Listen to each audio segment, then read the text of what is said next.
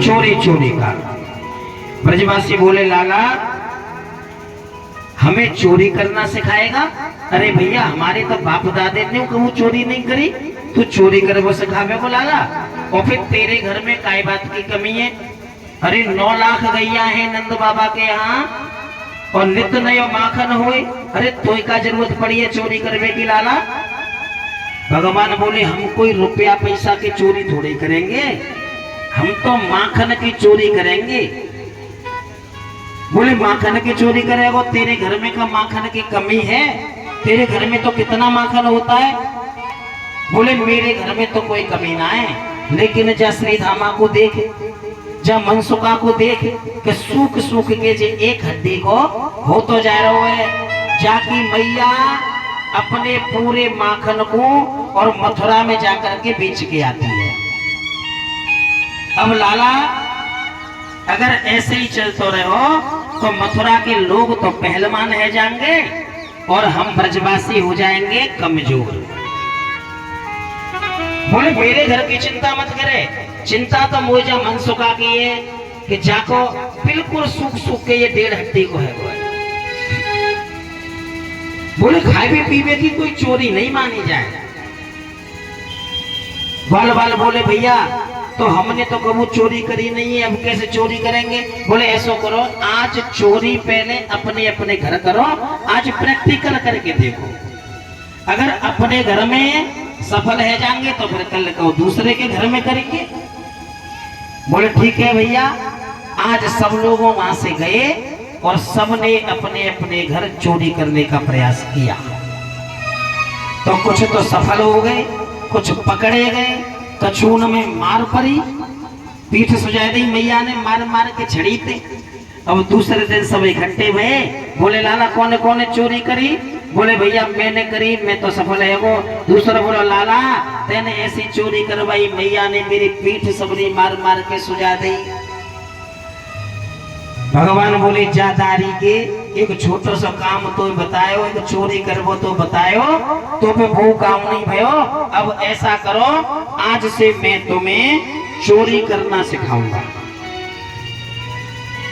बोले आज से हम तुम्हें चोरी करने की ट्रेनिंग देंगे। सभी लोगों ने मंडली बनाई और भगवान ने उस मंडली का नाम रख दिया बाल गोपाल चोर विद्या प्रचारक मंडली, और खुद बन गए उसके अध्यक्ष। मंडली के अध्यक्ष बन गए और मंडली बना ली बाल गोपाल चोर विद्या प्रचारक मंडली। अब टीम बनाई। बोले आज से हम तुम्हें चोरी करने की ट्रेनिंग देंगे। भगवान ब्रज मावाओं के मनोरथ को पूर्ण करने के लिए माखन चोरी लीला करते हैं। और आज एक गोपी के घर गए और जाकर के उन्होंने चोरी की, माखन खाया, उसकी मटकी फोड़ दी और मटकी फोड़ करके जब दूसरी गोपी के घर चोरी करने के लिए गए तो उसके घर में कुछ नहीं मिला। जब उसके घर में कुछ नहीं मिला तो उसके घर में बहुत सारी तोड़ फाड़ करके सब खाली मटकियों को तोड़ करके भगवान आ गए। आज अलग अलग तरीके से गोपियों के घर में उत्पात करते हैं, माखन चुराते हैं, मटकी फोड़ते हैं।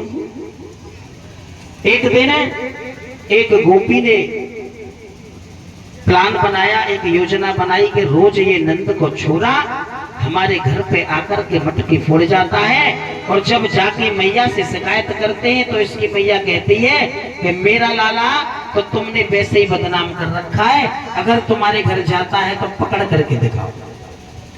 आज ऐसी योजना बनाई कि आज जा लाला को रंगे हाथों पकड़ करके ही यशोदा के जौने ले जाएंगे। उसने क्या किया कि आज एक गोपी ने अपने छीके पर मटकी टांगी और मटकी पर एक घंटी लगा दी। बोले जब कन्हैया मटकी को उतारने के लिए आएगा ये घंटी बज जाएगी। और छुपके से डंडा लेकर के बैठ गई अपने कमरे में पकड़ने के लिए। आज कृष्ण कन्हैया लाल अपने ग्वाल बालों की टोली को लेकर के जब मटकी तोड़ने के लिए आए तो देखा तो मटकी ऊंची है।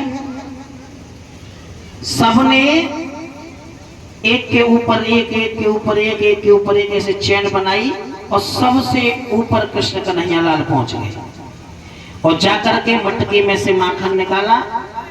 जैसे ही माखन निकाला तो घंटी दिखी। पहले तो भैया धर्म का युग था तो घंटी भी बात कर लेती थी।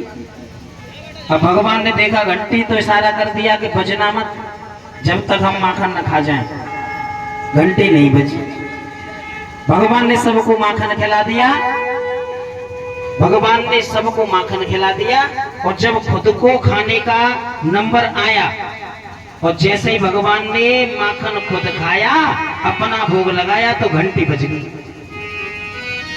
अब जैसे ही घंटी बजी, गोपी दौड़ करके आई, नीचे से सब ग्वाल वाले निकल के भाग गए, कन्हैया जी रह गए लटके ऊपर। अब भगवान ने घंटी से भी कहा कि बताओ तुमसे मना किया था बजना नहीं। बोले एक बात बताओ, जब कोई अपनी मर्यादा को नहीं छोड़ता है तो मैं अपनी मर्यादा कैसे छोड़ दूं, मेरा स्वभाव है। एक कथा आती है कि एक संत थे, नदी में स्नान कर रहे थे। एक बिच्छू बह करके वहां से जा रहा था और संत ने उस बिच्छू को पकड़ा कि ये बह जाएगा, इसकी जान बचा दो। जैसे ही संत ने बिच्छू को पकड़ा, बिच्छू ने तुरंत संत के हाथ में डंक मारा और संत एकदम दर्द के मारे करा उठे। फिर छोड़ दिया, फिर बिच्छू बहने लगा, फिर उन्होंने उसको पकड़ लिया, फिर बिच्छू ने डंक मारा, फिर संत के हाथ से छूट गया।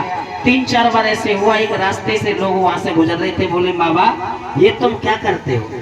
अरे बार बार ये छोटा सा बिच्छू तुम्हें डंक मार देता है, फिर भी तुम इसको बचाने का प्रयास कर रहे हो। तो उस संत ने बड़ा सुंदर जवाब दिया।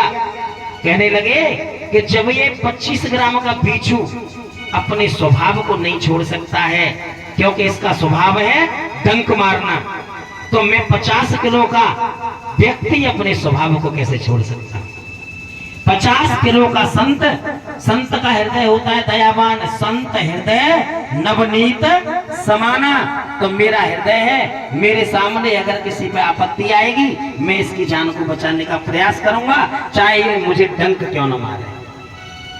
तो घंटी कहती है महाराज मैं अपना स्वभाव क्यों छोड़ूं? भगवान का जब भोग लगता है तो क्या बजती है? घंटी। तो जब तक ग्वाल वालों ने भोग लगाया घंटी नहीं बजी, और जब भगवान ने खुद भोग लगाया माखन का, घंटी बज गई। अब घंटी बज गई तो कन्हैया जी पकड़े गए। गोपी आई, गोपी ने नीचे उतार लिया कान पकड़ के, आजा दारी के, आज तेरी मैया के पास लेकर के जाऊंगी। बड़ी तेरी मैया सिफारिश करती है कि मेरा लाला ना है, मेरे लाला पे तो घर में कोई कमी थोड़ी है माखन की, आज चल। और कस के पकड़ लिया गोपी ने हाथ को। कन्हैया जी नटखट तो थे। अच्छा, गोपी का घूंघट लगा हुआ था इतना लंबा, हाथी पछाड़। और घूंघट जब लग रहा था, गोपी पकड़ करके लेके जा रही थी, तो कन्हैया जी कहने लगे अरे काकी जरा मेरे हाथ को छोड़ दो। अरे मेरे हाथ में दर्द हो रहा है। बार बार कहने लगे। बड़ा मासूम सा चेहरा बना लिया। सामने से दिख रहा था उस गोपी का पति आता हुआ कन्हैया जी को। जब जैसे ही पति आता हुआ देखा तो और ज्यादा कहने लगे काकी मेरे हाथ में दर्द हो रहा है, जरा छोड़ दो। देखो ऐसा करो 1 मिनट के लिए छोड़ दो, बस हाथ बदल लेने दो मुझे। गोपी को दया आ गई, भोली सी सूरत लेकर के कह रहे थे, और जैसे ही बराबर में उनका पति आया और अपना हाथ निकाल लिया और उसका हाथ पकड़वा दिया।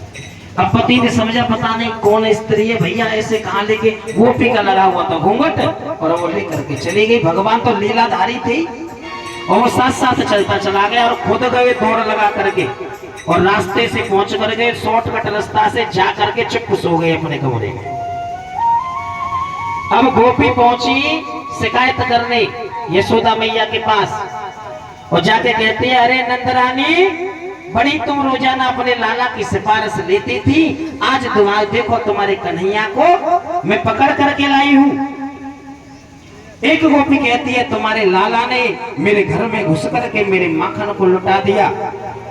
एक गोपी शिकायत करने आई नंदरानी तुम्हारे लाला बड़ी शरारत करते हैं, बाहर निकलो। जब नंदरानी बाहर निकल के आई तो देखा कि गोपी के हाथ में तो उसका पति का हाथ है। बोले क्यों मेरे लाला को झूठा इल्जाम लगाती हो, तो अपना घूमट खोल के तो देख। और जैसे ही गोपी ने घूमट खोला, देखे तो अपना पति का हाथ। अब गोपी तो चक्कर में पड़ गई, ये कैसे हुआ। यशोदा मैया कहने लगी मेरा लाला तो मेरे घर में सो रहा है, देख बुलाऊं अभी। आवाज दे, हो रे कन्हैया। कन्हैया जी आंख मीड़ते हुए आ रहे हैं अंदर से, जाने कब के सोए हुए हैं। मैंने हाँ मैया। कि लाला देखिए गोपी क्या कह रही है। बोले मैया ये गोपी तो झूठ बोले, मैं तुमसे कहता नहीं था कि ये तो रोजाना झूठ बोले, ऐसी ही बात बनावे जे बदनाम करें मुंह को, मेरा ब्याह नहीं होने देंगे, चोरी को इल्जाम लगावे। दूसरी गोपी कहती है मैया तुम्हारे लाला बड़े नटखट हैं। देखो एक दिन मेरे घर में चले गए चोरी करने के लिए, जब इनको कुछ नहीं मिला तो गुस्से से आग बबूला हो गए, खिसे आ गए, चिढ़ गए। और मेरी छोरी सो रही थी एक पलंग पर, एक खाट पर, और मेरी छोटी के जो बाल थे चोटी के वो पीछे लटक रहे थे। इनको जब घर में कुछ नहीं मिला तो सब तोड़ फोड़ कर दी, और गुस्से में मेरी छोरी जो लेटी हुई थी खाट पर, बाकी चुटिया पकड़ करके और बा खाट की पाटी में बांध दी तुम्हारे लाला ने। और पाटी में बांध करके बाकी कान में कह रहे बड़ी जोर से बने हौवा। अब छोरी ने सुनी हौवा तो वो उठ के भागी, और जब उठ के भागी तो बाकी चोटी बंधी हुई थी खाट में, तो खिंच नहीं पाई। छोरी को लगो कि मैं सच को हौवा ने पकड़ ली। अब तो छोरी रोवे सो रोवे, बड़ी मुश्किल से मैंने अपनी लाली को चुप करायो। मैंने कही देख कोई हुआ ना है जो नंद को छोड़ा है, जो शरारत करके भागा है। ऐसी ऐसी लीलाएं भगवान ब्रज में करते हैं।